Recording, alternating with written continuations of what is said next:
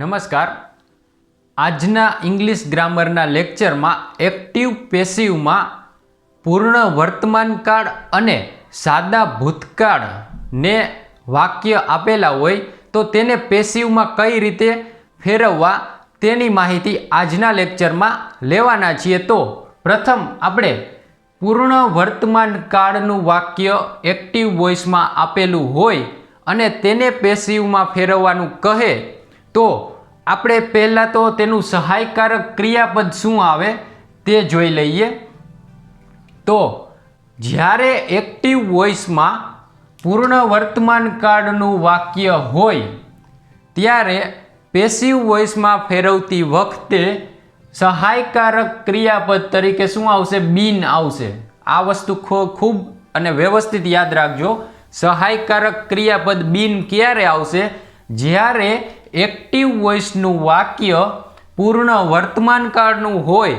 તો હવે આપણે પૂર્ણ વર્તમાનકાળની વાક્ય રચના પણ યાદ હોવી જરૂરી છે. શું છે એકવાર આપણે જોઈ લઈએ. સબ્જેક્ટ પ્લસ હેઝ અથવા તો હેવ પ્લસ ભૂતકૃદંત ઓબ્જેક્ટ અને અન્ય શબ્દો. તો પૂર્ણ વર્તમાનકાળની વાક્ય રચના આ આપણે યાદ હોવી જોઈએ. તો જ આપણે વાક્ય ઓળખી શકીશું કે આ પૂર્ણ વર્તમાનકાળનું વાક્ય એક્ટિવ વોઇસમાં આપેલું છે અને હવે તેને પેસિવમાં ફેરવવાનું છે. તો પેસિવમાં ફેરવતી વખતે આપણે બીન છે એ સહાયકારક ક્રિયાપદ તરીકે ઉપયોગમાં લેવાનું છે. તો હવે આપણે અહીં બે ઉદાહરણ આપેલા છે. તેને જે પૂર્ણ વર્તમાનકાળના છે તેને આપણે પેસિવમાં ફેરવવાના છે. તો પહેલાં જ જોઈએ કે we have invited Har.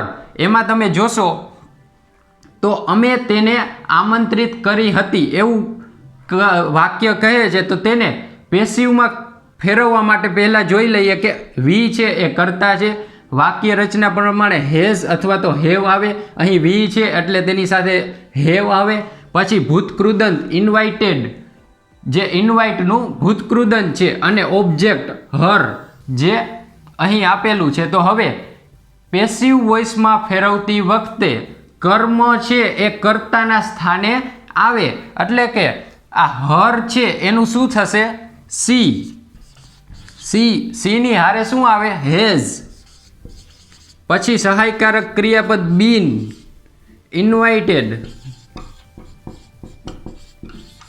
By અસ. શું થયું અહીંયા તમે વાક્ય રચના જુઓ. વી હેવ ઇન્વાઇટેડ હર એમાં કર્મ છે એ કર્તાના સ્થાને આવે એટલે કે હર છે તે અહીં કર્તાના સ્થાને આવ્યું એટલે સી. પછી સીની સાથે હેઝ જ આવે એટલે હેઝ મૂકેલું. પછી બીનું ભૂતકૃદંત બીન સહાયકારક ક્રિયાપદ તરીકે મૂકેલું છે અને ઇન્વાઇટેડ જે ભૂતકૃદંત જે કોઈ પણ પેસિવનું મુખ્ય ક્રિયાપદ હોય તેનું ભૂતકૃદંત આવે એટલે અહીં આપણે ભૂતકૃદંત મૂકેલું છે. ત્યારબાદ બાય પ્રિપોઝિશન અને તેના પછી વીનું કર્મ વિભક્તિનું અસ મૂકેલું છે. હજુ પણ એક ઉદાહરણ જોઈએ તો સી હેઝ સીન હિમ. એમાં તમે જોશો તો આ હિમ છે કર્મ તેને આપણે કર્તા તરીકે લેવાનું એટલે હી તેની સાથે હેઝ બીન સહાયકારક ક્રિયાપદ ત્યારબાદ સીન ભૂતકૃદંત અને બાય પ્રિપોઝિશન અને સીનું થઈ જશે કર્મ વિભક્તિમાં હર. આપણે શું કર્યું? અહીં કર્મને કર્તાને સ્થાને લઈ લીધો. હિમનું હી કર્યું. પછી હેઝ જ આવે અને બીન સહાયકારક ક્રિયાપદ પછી ભૂતકૃદંત બાય પ્રિપોઝિશન ને અહીં જે કર્તા છે તેનું અહીં કર્મ વિભક્તિમાં હર લખી દીધું છે. ત્યારબાદ અહીં એક્ટિવ વોઇસને આપણે પેસિવ વોઇસમાં જે પૂર્ણ વર્તમાનકાળનું વાક્ય છે તેને કન્વર્ટ કર્યું. માત્ર એક જ વસ્તુ અહીં યાદ રાખવાની છે એ છે સહાયકારક ક્રિયાપદ બીન. બાકી તમારે જો ટેન્સ વ્યવસ્થિત શીખી ગયા હશો તો આ વાક્ય રચનામાં કાંઈ એટલું બધું અઘરું પણ નથી. સાવ સરળ એવી વાક્ય રચના છે. માત્ર અહીં પેસિવમાં ફેરવતી વખતે એક વસ્તુ એ પણ ધ્યાન રાખવી જોઈએ કે જે કર્તા છે, મુખ્ય કર્તા અહીં એ કર્મના સ્થાને આવે છે અને કર્મ છે એ કર્તાના સ્થાને આવે છે. બાકી હેઝ પછી બીન જે સહાયકારક ક્રિયાપદ તરીકે પેસિવ વોઇસમાં આવે છે. હવે તેને પૂર્ણ વર્તમાન કાળના વાક્યને નકાર વાક્ય અને પ્રશ્નાર્થ વાક્ય હોય તો તેને પેસિવમાં કઈ રીતે ફેરવવા તેની પણ માહિતી લઈ લઈએ. હવે પૂર્ણ વર્તમાન કાળના વાક્યને નકાર વાક્યમાં હોય તેને પેસિવ વોઇસમાં કઈ રીતે ફેરવવું તે પણ જોઈ લઈએ.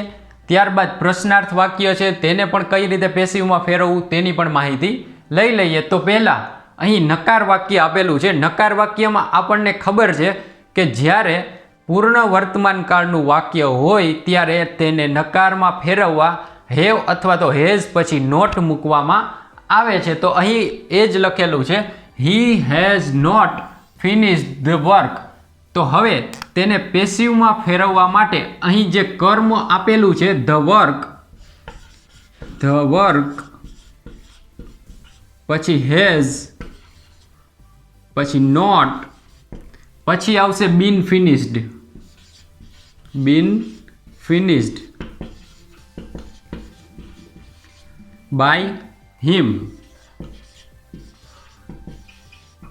અહીં શું કર્યું એ તમે ખાસ જોજો કે ધ વર્ક જે કર્મ છે તે કર્તાના સ્થાને આવી ગયું. ત્યારબાદ વર્ક છે એ એકવચન છે માટે અહીં હેઝ મૂકેલું છે. ત્યારબાદ અહીં નકાર વાક્ય છે માટે નોટ મૂકેલું છે. અને ત્યારબાદ આપણે બીન ફિનિશ્ડ જે અહીં ફિનિશ્ડ આપેલું છે તેનું પેસિવમાં ફેરવતી વખતે સહાયકારક ક્રિયાપદ બીન મૂકેલું છે. ત્યારબાદ ફિનિશ્ડ પછી બાય પ્રિપોઝિશન અને અહીં આપેલું જે હી કર્તા છે તે કર્મના સ્થાને કર્મ વિભક્તિનું હિમ મૂકેલું છે. હવે આપણે પ્રશ્નાર્થ વાક્ય જોઈએ તો who has stolen his mobile. એમાં જોશો તો WH ક્વેશ્ચન છે એમાં પણ હુ છે. તો હુનું આપણે પેસિવ વોઇસમાં ફેરવતી વખતે by whom has his mobile been stolen.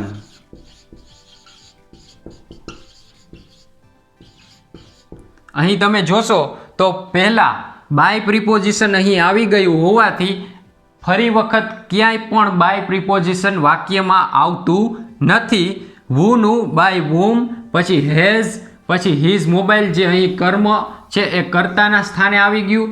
પછી બીન સહાયકારક ક્રિયાપદ અને સ્ટોલન જે ભૂતકૃદંત છે. ત્યારબાદ હેઝ હી ઇન્ફોર્મ હર એમાં પણ હેઝ વાક્યની શરૂઆતમાં. ત્યારબાદ હરનું શું થશે તો કે she. Has she been informed by him. તમે જોશો તો આપણે હેઝ જે વાક્યની શરૂઆતમાં અને હર અહીં આપેલું હોવાથી અહીં હેઝ જ આવશે. જો અહીં કદાચ કોઈ યુ આપેલું હોત, હેઝ હી ઇન્ફોર્મ યુ એમાં તમે યુ આપેલું હોત તો અહીં શું આવતે? હેવ આવત. શું આવત? હેવ. પરંતુ અહીં હર આપેલું હોવાથી આપણે અહીં હેઝ મૂકેલું છે. પછી અહીં કર્મ વિભક્તિમાં હર આપેલું છે તેને કર્તા વિભક્તિમાં સી. પછી સહાયકારક ક્રિયાપદ બીન. પછી ઇન્ફોર્મ્ડ જે ભૂતકૃદંત છે બાય પ્રિપોઝિશન અને કર્તાનું જે અહીં હી છે તેનું કર્મ વિભક્તિમાં હિમ કરેલું છે. તો આ વાક્ય રચના પણ અહીં પણ સરળ એવું પ્રશ્નાર્થ અને નકાર વાક્ય છે. તેને પેસિવમાં કન્વર્ટ કરવું પણ સરળ છે. તો હવે આપણે અહીં પૂર્ણ વર્તમાન કાળનું ટોટલી માહિતી અહીં કમ્પ્લીટ થાય છે. ત્યારબાદ આપણે સિમ્પલ પાસ્ટ ટેન્સની માહિતી લઈ લઈએ. હવે સાદા ભૂતકાળ એટલે કે સિમ્પલ પાસ્ટ ટેન્સનું વાક્ય જો એક્ટિવ વોઇસમાં આપેલું હોય તો તેને પેસિવમાં ફેરવતી વખતે આપણે વોઝ અથવા તો વેર સહાયકારક ક્રિયાપદ તરીકે મૂકવામાં આવે છે. આ વસ્તુ એક મેન તો તમારે એક્ટિવ પેસિવમાં સહાયકારક ક્રિયાપદ ક્યાં મૂકવા તે ખાસ યાદ રાખવા જરૂરી બને છે. માટે અહીં તમને ખાસ એટલું લખાવવામાં આવે છે અને સમજાવવામાં પણ આવે છે કે કયા સહાયકારક ક્રિયાપદ કયા ટેન્સમાં વાપરવામાં આવે છે. તો એક્ટિવ વોઇસમાં સિમ્પલ પાસ્ટ ટેન્સ. તો હવે સિમ્પલ પાસ્ટ ટેન્સની આપણને વાક્ય રચના છે એ આપણને પહેલાં તો ખબર હોવી જોઈએ. તો સબ્જેક્ટ પ્લસ ભૂતકાળનું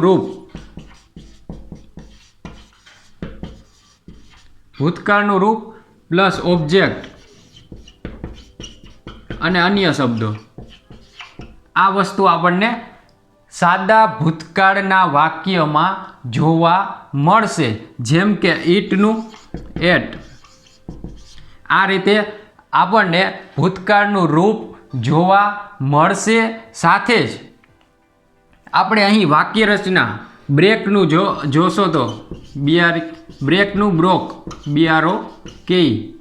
એ રીતે હવે અહીં જોવો તો ભૂતકાળનું રૂપ કરતા, અહીંયા જે સબ્જેક્ટ છે એ આપેલો છે, પછી ભૂતકાળનું રૂપ બ્રેકનું બ્રોક અને ધ ગ્લાસ જે કર્મ છે ઓબ્જેક્ટ.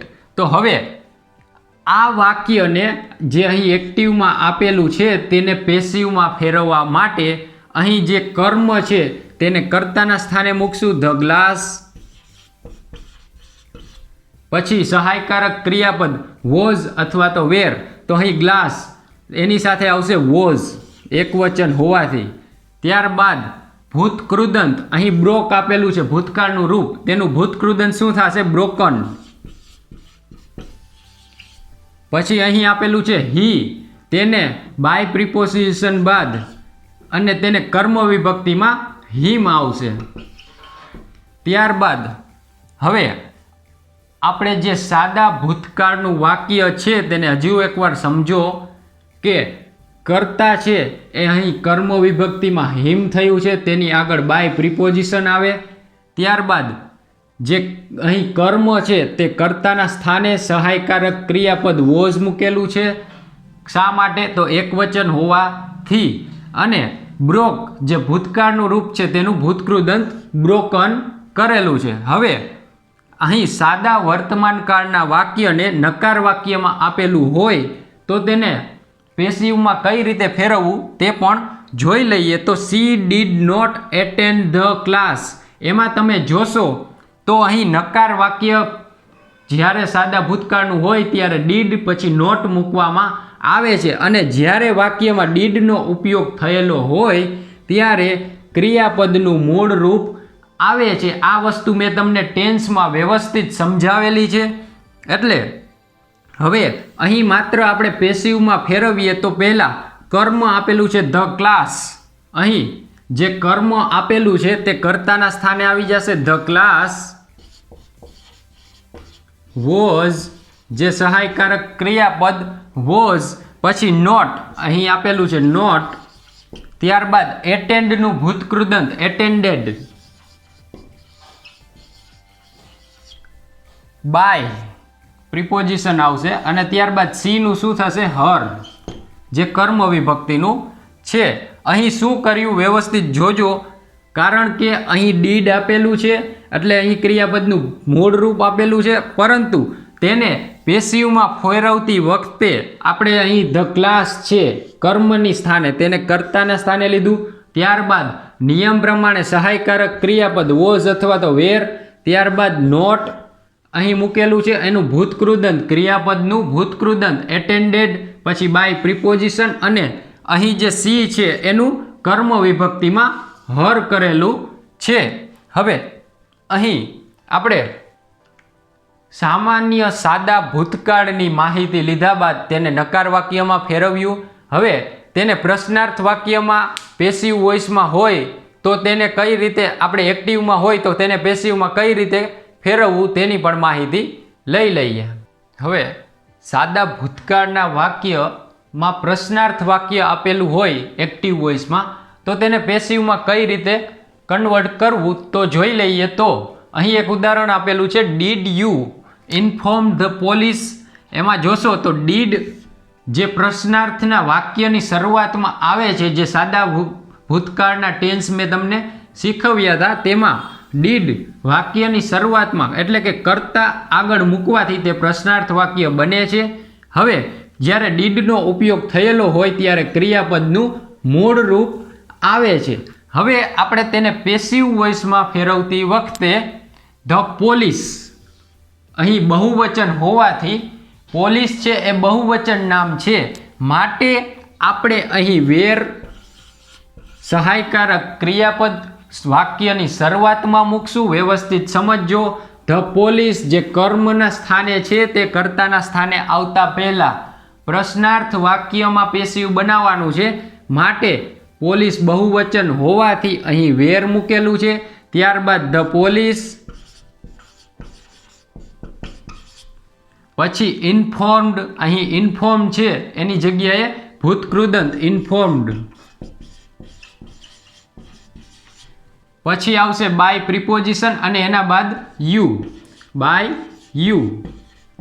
હવે વ્યવસ્થિત આખું વાક્ય જુઓ. Did you inform the police, તો where the police inform by you જે પ્રશ્નાર્થ વાક્યમાં પેસિવ છે. શેનું? તો કે સાદા ભૂતકાળનું. હજુ એક ઉદાહરણ જોઈએ જે WH ક્વેશ્ચન છે.